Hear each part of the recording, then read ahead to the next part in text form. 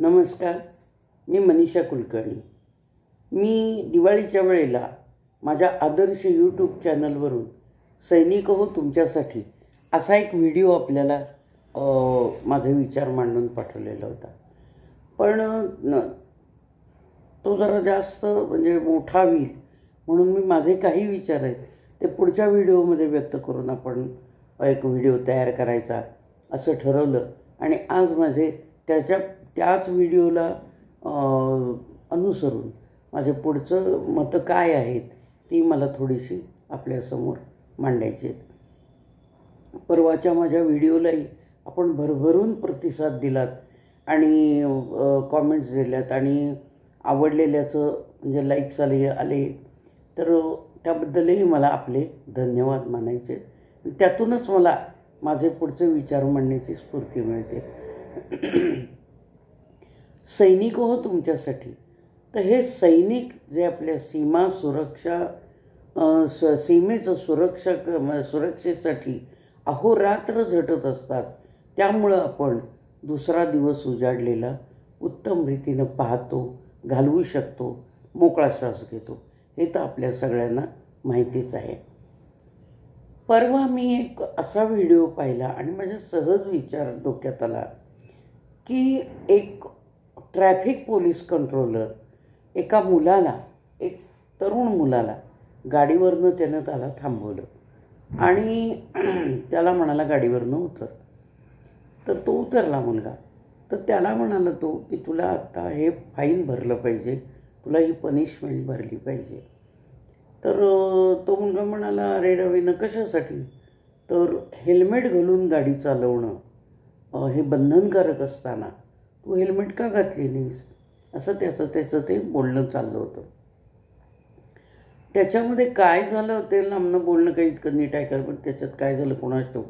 त्या मुलानं त्या ट्रॅफिक पोलीस कंट्रोलरवर हात उगारला म्हणल्यावर तो ट्रॅफिक पोलीस कंट्रोलर थोडासा म्हणजे असं प्रतिकारासाठी फारसा पुढं झाला नाही. तर मला पण आश्चर्य वाटलं. पण नंतर त्या मुलाचं बोलणं ऐकलं की तू कुणाला हे पनिशमेंट भरायला सांगतोस? मी कुणाचा मुलगा आहे तुला माहिती आहे काय? मग माझ्या वडिलांना फोन लावू काय? नंतर मग तुला समजेल अमुक तमुक. मला आश्चर्यच वाटलं की म्हणजे असेल तो काहीतरी गावातल्या एका मोठ्या आमदारांचा मुलगा होता वाटतं, निवडून आलेल्या. मला इतकं आश्चर्य वाटलं की अरे मी कुणाचा मुलगा आहे हे कशाला सांगायला पाहिजे? तू एवढा मोठा झाला आहेस, तुझं कर्तृत्व काय ते सांग ना. वडिलांच्या जीवावर एका सरकारी कर्मचाऱ्यावर हात उगारणं हे किती शोभादायक आहे. त्या वडिलांना शोभादायक आहे तू त्यांचं नाव सांगितलंस तर? मला काय असं वाटत नाही. आणि त्यांचं नाव सांगून सरकारचे नियम मोडून तू चुकीला प्रायश्चित्त नाही घ्यायचंस, हे हा कुठला नियम आहे? हा कुठला मोठेपणा आहे? आणि प्रत्येक मुलानं आपल्या वडिलांचं मोठेपणा सांगण्याची गरज नसती, ते लोकांना माहीत असतं की. पण मग आपण ते नियम मोडून, आपण सरकारचे नियम मोडून आपण आपल्या वडिलांना कमीपणा आणायचा का? तर पंतप्रधान जिथं प्रधान सेवक म्हणतात, तर तिथं हे अशा मुलांचं कर्तृत्व बघितलं म्हणजे मला खरोखरच आश्चर्य वाटतं की ही कुठनं सुटका करून घेण्याची कुठली पद्धत आहे का? नियम फक्त सामान्य जनतेलाच असतात. परवा एक माझ्या बघण्यामध्ये आलं यूट्यूबवरच की उत्तर प्रदेशमधल्या खासदारांनी त्यांच्या क्षेत्रांमध्ये काय कामं केली याचा रिपोर्ट हा मुख्यमंत्र्यांनी मागितला होता, योगीजींनी मागितला होता. आणि त्याच्यामध्ये त्यांनी सगळ्या खासदारांच्याकडं ती मागणी केलेली होती. त्यानं त्यांच्या राज्यामध्ये काय झालं ते पाहायचं असेल की काय कामं झाली काय नाही याची चौकशी करायची. आणि नेमकं त्यांनी काय केलं की पंतप्रधान आपले जे आहेत ते स्वतःला प्रधान सेवक म्हणतात, जनतेचे सेवक म्हणतात. तर त्यांना ते काहीतरी पत्र बहुतेक गेलेलं नव्हतं असं ते मला ते बातमी बघताना कळलं की त्यांना ते पत्र गेलेलं नव्हतं त्यांच्या प्रगती पुस्तक मागणीचं. तर त्यांनी त्यांना म्हणजे विचारणा केली की मी खासदार नाही आहे का, मी बनारसचा खासदारच आहे ना, मग मी पण ते नियम पाळला पाहिजे की नको, का मी प्रधान सेवक आहे म्हणजे मी काय खासदारकीतून सुटतो का. खासदारांचे जे नियम आहेत ते मलाही लागू पडतात. तेव्हा मला तुमचं काय जे पत्र असेल ते पाठवा. ते पत्र गेलं त्यांना आणि त्यांनी आपला प्रगती रिपोर्ट काय जे त्यांची मागणी होती ते भरून पाठवलं. किती मोठेपणा आहे हा. आणि ह्या 25शीच्या मुलांनी मी कोणाचा मुलगा आहे, तो कोणाचा मुलगा आहे, ते काय माझे कोण अमके तमके असे आहेत तसे आहेत हे आहे ते आहे, कशाला मोठेपणा. तुम्ही स्वतःच्या वैयक्तिक कर्तृत्वावर मोठेपणा दाखवा ना. आणि मोठेपणा दाखवायचा म्हणजे सरकारी कर्मचाऱ्यांना मारहाण करायची नाही आहे. मोठेपणा दाखवायचा म्हणजे तुम्ही चूक केली असेल तर तुम्ही त्याचं प्रायश्चित्त घेऊन जनतेला, आता सोशल मीडियातून तर हे सगळ्या बातम्या लगेच जातात, जनतेला याचा आदर्श घालून दिला पाहिजे की हे इतके मोठे आहेत, यांचे वडील इतके मोठे आहेत, तरी त्यांना त्यांची चूक ट्रॅफिक पोलिसनी दाखवल्यानंतर यांनी ही पावती करून ही भरलेली आहे. तेव्हा तुम्हीसुद्धा जास्त तक्रार न करता तुमच्या चुका असतील तर तिथं तुम्ही त्या वेळेला ते काय जे कर्मचारी सांगतात ते तुम्ही ऐकणं गरजेचं आहे. आता हा एक भाग झाला की आमदार, खासदार, नगरसेवक हे जनतेचे सेवक आहेत. त्यांनी जरूर शहीद झालेल्या जवानांची, मिलिटरीमध्ये असणाऱ्या लोकांची आपापल्या जिल्ह्यातल्या एखादी दुसरी गावं घेऊन त्यांची चौकशी करावी. हे कृतज्ञतेचं लक्षण आहे असं मला वाटतं. ते मी माझं मत मांडलं. आता दुसरी गोष्ट ही जी मगाची घटना मी सांगितली की मी अमक्याचा मुलगा आहे, तमक्याचा मुलगा आहे, मी एवढा मोठा आहे तेवढा मोठा आहे, असं जे त्या मुलानं सांगितलं तसं तुम्हाला एखाद्या शहीद झालेल्या जवानाचा मुलगा तरुण रस्त्यावरून जाताना दिसतोय, काहीतरी त्याची चूक असणारच की त्याच्याही यातून काहीतरी चूक होतच असेल की, पण आपल्याला ते कळतसुद्धा नाही की त्यांनी कधी असं म्हणताना तुम्ही व्हिडिओ पाहिला आहे का. माझ्या तरी आयुष्यात मी बातमीही वाचली नाही कधी आणि आता सोशल मीडियावर मी कधी ऐकलंही नाही की माझे वडील हे मिलिटरीमध्ये, आता कितीतरी मोठ्या पदावरचे लोकसुद्धा शहीद होतात, मेजर असतात, कर्नल असतात, अमुक असतात, ते पदं आपल्याला आता इतकी माहिती नाही. पण साध्या गावातल्यासुद्धा जवानाच्या मुलानं की माझ्या वडिलांनी देशरक्षणासाठी आपल्या जीवाचं बलिदान दिलेलं आहे. भले ते सुरक्षेसाठी कुठेही तैनात असू देत, पण आज देशाच्या सुरक्षेसाठी ते लोक तिथं तैनात असतात.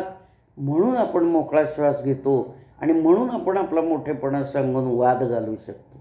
पण त्या शहीद माणसाच्या मुलानं कधी असा वाद घालताना तुम्हाला दिसला आहे का की माझ्या वडिलांनी आपल्या जीवाचं बलिदान दिलेलं आहे, तेव्हा तुम्ही मला हे अशा चुका काही सांगत जाऊ नका, किंवा त्यानं कोणाला तरी अशी सरकारी कर्मचाऱ्याला मारहाण केली आहे, मी अमक्याचा मुलगा आहे, माझ्या गावामध्ये ते माझे वडील शहीद झालेत की नाही, जाऊन पुतळा बघा. आम्ही साधं जातसुद्धा नाही तिथं दर्शनाला आणि कधी बघतसुद्धा नाही, आम्हाला माहीतही नसते. नाही, आपण आपल्या पाल्यानं कितीदा समजावून सांगतो. तर हे बरोबर नाही आहे. आणि मुलांनी 18 वर्षाच्या वर जर संज्ञांचं तुम्हाला सरकारनं सर्टिफिकेट दिलेलं आहे तर आपल्या कर्तृत्वावरच आपण आपली ओळख दाखवावी. ओळख जरी दाखवण्यासारखी तुमची आत्ता नसली कर्तृत्व, तरी चुका झाल्या तर त्याचं प्रायश्चित्त घेणं इतपत तुम्ही सज्ञान असता आणि ते तुम्ही केलं पाहिजे. वडिलांचा मोठेपणा आणि सांगून आणि वडिलांना त्यात पुन्हा कमीपणा आणणं हे बरोबर नाही. आणि वडिलांनीही त्या अशा मुलांची बाजू न घेता त्यांनाही समजावून सांगितलं पाहिजे, आम्ही जनतेचे सेवक आहोत, तेही लोक जनतेचे सेवक आहेत. त्यांच्यावर हात उगारणं किंवा त्यांच्याशी तंटा करणं ही गोष्ट बरोबर नाही. आणखीन पुढं आता किती ह्या जनतेच्या सेवकांच्या घरामध्ये किती जणांची मुलं नवीन पिढीतली सैनिकी प्रशिक्षणासाठी आहेत. आम्हालाही कळलं तर त्याचा आनंदच होईल मला. एक योगी आदित्यनाथांचा भाऊ, त्याचं नेहमी येतं की त्यांचा एक भाऊ की मिलिटरीमध्ये आहे. अर्थात हे जवळजवळ 5 ते 7 वर्ष होऊन गेल्यानंतर आम्हाला कळलं. पण एक मिलिटरीचं शिक्षण म्हणजे काय असतं, मिलिटरीमध्ये जाणं म्हणजे काय असतं, मिलिटरीमध्ये सेवा करणं म्हणजे काय असतं आणि किती कठीण असतं हे कुठल्या तरी मुलाला ट्रॅफिक पोलिसाला मारण्याइतकंही गोष्टी सोप्या आहेत का? तर याचं महत्त्व आपल्या घरामध्ये अशा मोठ्या लोकांनी समजावून सांगितलं पाहिजे आपल्या मुलांना. आणि त्यांना तुम्ही चुका करू नका, आम्हाला कमीपणा आणू नका, आमची नावं तुम्ही मोठेपणाने कुठंही हाणामारी करताना सांगू नका, हे त्यांनी आवर्जून सांगितलं पाहिजे. पहिलं आधी तुम्ही हाणामारी करूच नका. तुमचं जे काही सुसंस्कृतपणा असेल, तुम्ही जे काय मोठ्यांची मुलं आहात ते तुम्ही सामंजस्याने सांगून तुमचा मोठेपणा दाखवा, असं आपल्या मुलांना त्यांनी शिकवलं पाहिजे असं मला वाटतं. मला जे वाटलं ते मी आपल्यासमोर मांडलं. आपल्याला कसं वाटलं हे मला माझ्या कॉमेंट्स बॉक्समध्ये कळवा. भले मी कुठं चुकले असेल तरी तुम्ही ते दाखवून दिलं तरी मला काही ती चूक कबूल करायला कमीपणा वाटणार नाही, एवढं मी आवर्जून सांगते. आणि आपल्या पाल्यांना असं सरकारी कर्मचाऱ्यांना मारहाणी करण्यापेक्षा व्यवस्थित समजावून आपण जनतेचे सेवक आहोत आणि पोलीसही असला तरी एक जनतेचाचही असतो, भाग असतो. आणि अशा हाणामारी करून तुम्ही आमची नावं म्हणजे सांगत जाऊ नका. तुम्ही तुमच्या कर्तृत्वावर चुका झाल्या असतील तर त्याचा पश्चात्ताप घ्यायला शिका, हे घरात आवर्जून सांगितलं पाहिजे. आणि प्रत्येकाला सैनिकी शिक्षण म्हणजे काय असतं हे समजावून सांगितलं पाहिजे. धन्यवाद. सगळ्यांना गजानन आणि श्रीराम चांगली बुद्धी देऊ आणि असंच सहानुभूतीचं वातावरण सगळीकडं राहू. आणि एवढं मी परमेश्वराचरणी प्रार्थना करते. सगळे जनतेचे सेवक आहेत, प्रत्येकाने आपला सेवाभाव मनामध्ये ठेवून सेवा केली पाहिजे, एवढं मला वाटतं. मला जे वाटलं ते मी मांडलं. माझ्या चॅनलला सबस्क्राईब करा, आवडलं असेल तर कॉमेंट्स द्या, चूक असेल तरी कॉमेंट्स द्या. धन्यवाद. जय श्रीराम.